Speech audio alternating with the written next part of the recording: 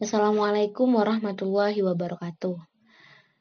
Saya Nurul Masruroh dengan NIM 1813071 dari Pendidikan IPS kelas E akan menjelaskan sosiologi agama dalam pemikiran Karl Marx. Langsung saja.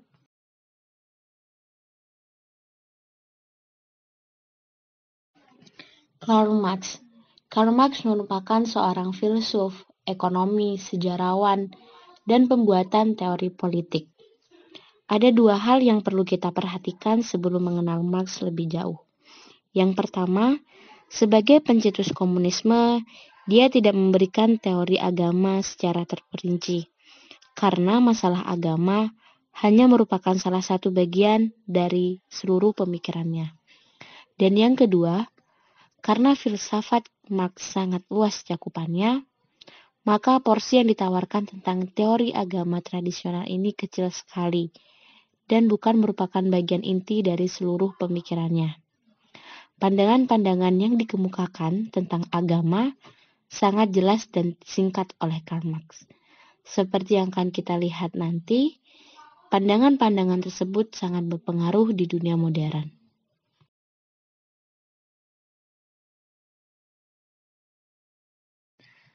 Jadi, pemikiran Karl Marx mengenai sosiologi agama adalah agama sebagai bentuk alienasi.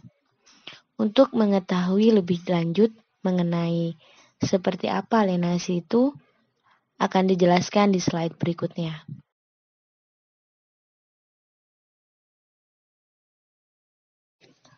Konteks pemikiran agama sebagai alienasi. Di sini akan dijelaskan bagaimana pemikiran Karl Marx sebelum terbentuknya alienasi. Yang pertama yaitu materialisme. Materialisme ini bertumpu pada pemikiran ekonomi, yaitu determinisme ekonomi. Di situ sistem ekonomi mempengaruhi sistem-sistem lainnya. Semua sistem dipandang dengan faktor ekonomi, sehingga ekonomi tersebut disebut dengan struktur basis. Karena adanya hal tersebut, ekonomi menjadi materialisme historis. Dalam artian, ekonomi menjadi fondasi untuk seluruh sistem. Selanjutnya yaitu agama diperalat. Jadi pada zamannya, gereja itu dijadikan alat legitimasi penindasan oleh penguasa. Kemudian yang terakhir dipengaruhi oleh pemikiran Feuerbach.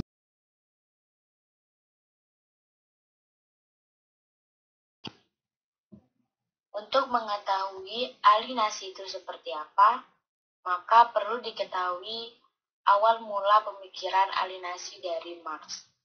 Jadi, alienasi Marx itu lahir dari dialektika antara Hegel dan Feuerbach. Kritikan Feuerbach atas pikiran Hegel.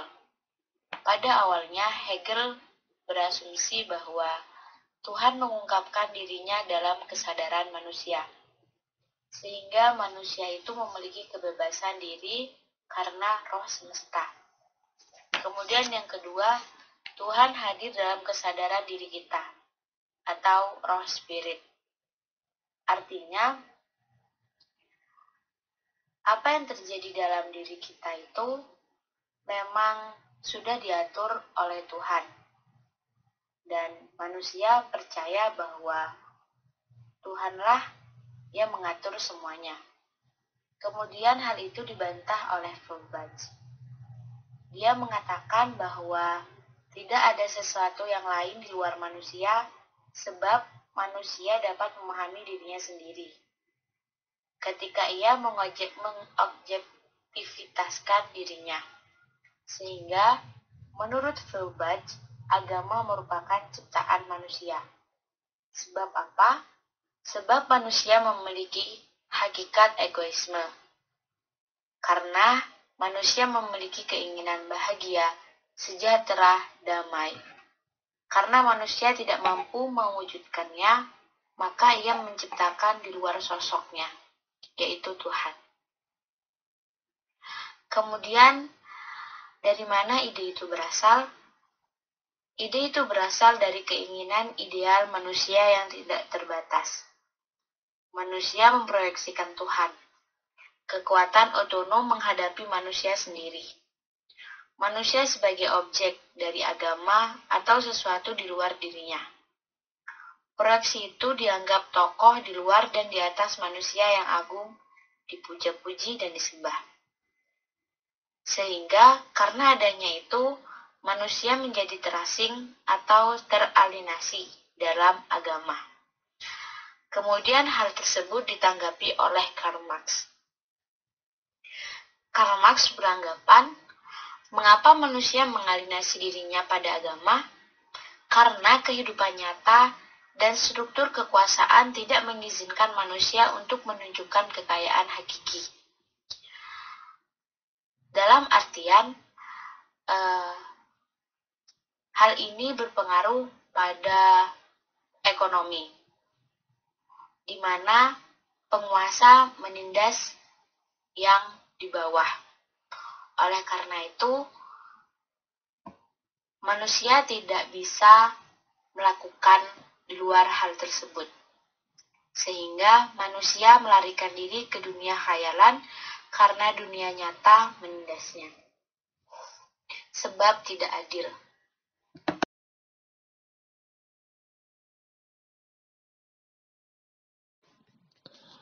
Pemikiran Karl Marx.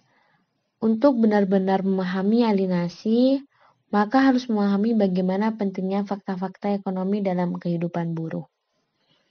Perburuhan adalah aktivitas tidak terikat manusia yang dilakukan untuk menghadapi alam dan menopang kehidupan manusia. Pekerjaan tersebut harus mempunyai nilai kreatif, bervariasi, memuaskan, dan merupakan bentuk ekspresi utuh kepribadian manusia. Namun sayangnya kenyataan tidak demikian. Pekerjaan tadi berubah menjadi sesuatu yang terpisah dan sesuatu yang asing bagi diri manusia. Karena pada kenyataannya kaum kapitalis selalu menindas kaum bawah. Selanjutnya, agama adalah ilusi manusia tentang keadaannya. Hal ini membuat manusia tidak mau menerima tentang apa yang terjadi pada dirinya karena dia sudah pasrah kepada agama tersebut atau pasrah kepada Tuhan. Selanjutnya, kesadaran palsu atau fantasi-fantasi ilusi dalam masyarakat. Hal ini membuat tidak bertanya dan tidak sadar bahwa manusia itu ditindas. Sehingga adanya hal ini melanggengkan pemilik modal dan budak. Karena pemilik modal pasti seperti mendoktrin budak tersebut untuk memang seperti ini takdir yang harus dilaluinya. Kemudian alienasi. Alienasi menurut Karl Marx adalah sesuatu yang dikonstruksi dan aktual. Perbuatan manusia sendirilah yang menyebabkan mereka teralienasi. Dan tentu saja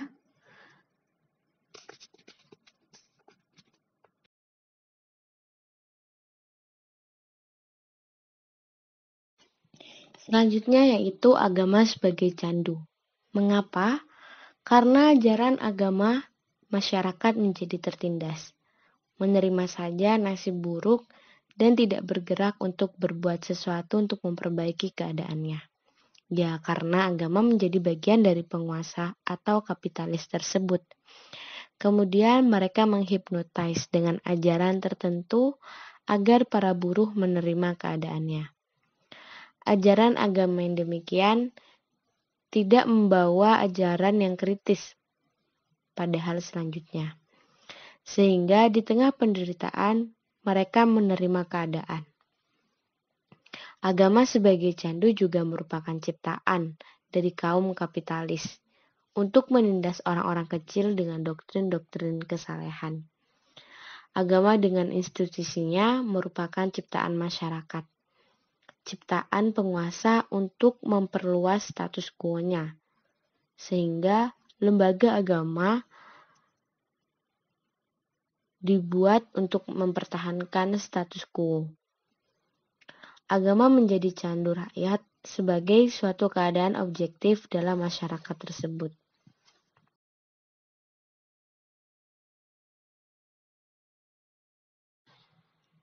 Dan yang terakhir adalah kritikan Marx kepada agama. Agama sama sekali adalah sebuah ilusi. Rasa takut adalah sebuah ilusi dengan konsekuensi yang sangat menyakitkan. Menurutnya, agama adalah bentuk dari ideologi yang paling ekstrim dan paling nyata.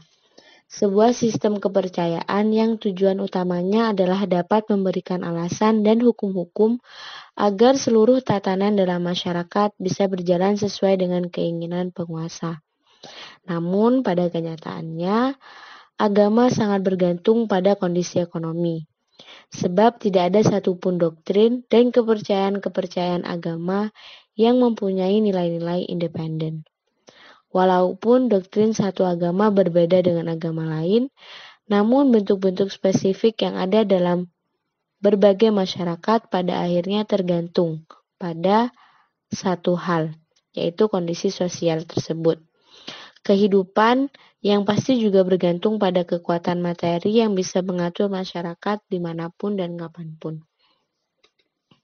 Yang kedua, agama merupakan ideologi kelas penguasa untuk melegitimasi kekuasaan politik dan ekonomi. Hal ini menjadi alat penguasa untuk mempertahankan status quo-nya, sehingga kaum kapitalis selalu menindas kaum bawah karena memiliki status quo tersebut. Selanjutnya, agama menjadi candu masyarakat. Ruang ilusi tidak mampu menggerakkan karena telah menjadi candu dan kenyamanan. Oleh karena itu, masyarakat sudah pasrah terhadap keadaannya karena kondisi yang terjadi di masyarakat tersebut. Mereka beranggapan bahwa hal tersebut sudah berdasarkan atas kehendak Tuhan, sehingga mereka tidak melakukan perubahan-perubahan atas dirinya. Kemudian, agama memberi legitimasi atas penderitaan, kesengsaraan, dan kemiskinan manusia. Hal ini, penguasa istilahnya menjadi perwakilan dari Tuhan. Pikiran Marx sebenarnya bukan pada agamanya, tetapi struktur ekonomi itu sendiri. Maka, jika penindasan dalam ekonomi tidak ada, maka agama pun juga tidak ada. Begitu katakan Marx. Kemudian,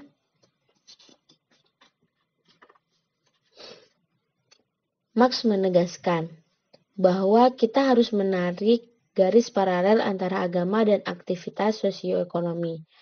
Keduanya sama-sama menciptakan alienasi. Agama merampas potensi-potensi ideal kehidupan alami manusia dan mengarahkannya kepada sebuah realitas asing, dan umat manusia mengarahkannya kepada sebuah realitas asing yang disebut dengan Tuhan.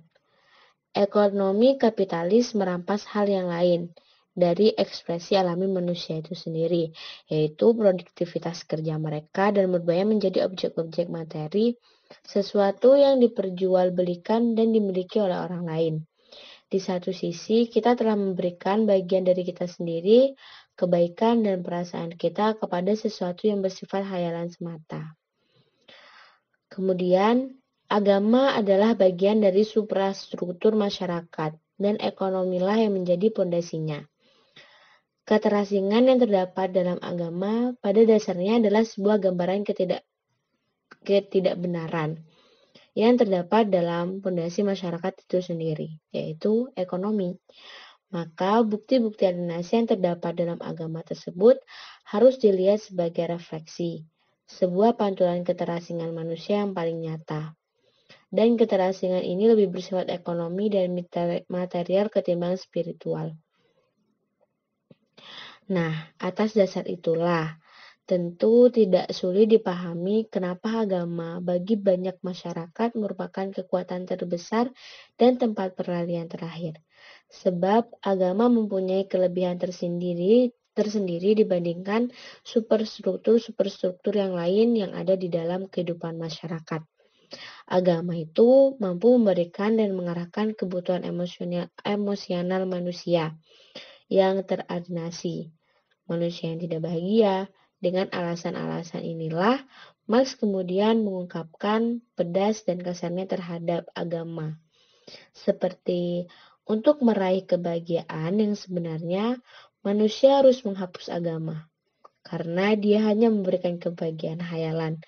Tuntutan untuk menghilangkan hayalan yang diberikan agama adalah tuntutan untuk menghilangkan kondisi-kondisi yang membutuhkan hayalan-hayalan itu sendiri. Sehingga seperti itulah yang dapat saya jelaskan mengenai agama sebagai alienasi. Yang berkaitan, yang mana dari semua ini itu berkaitan dengan struktur ekonomi atau sistem ekonomi dalam masyarakat yang ada kaitannya dengan penguasa dan buruh. Sekian presentasi dari saya, kurang lebihnya mohon maaf. Wassalamualaikum warahmatullahi wabarakatuh.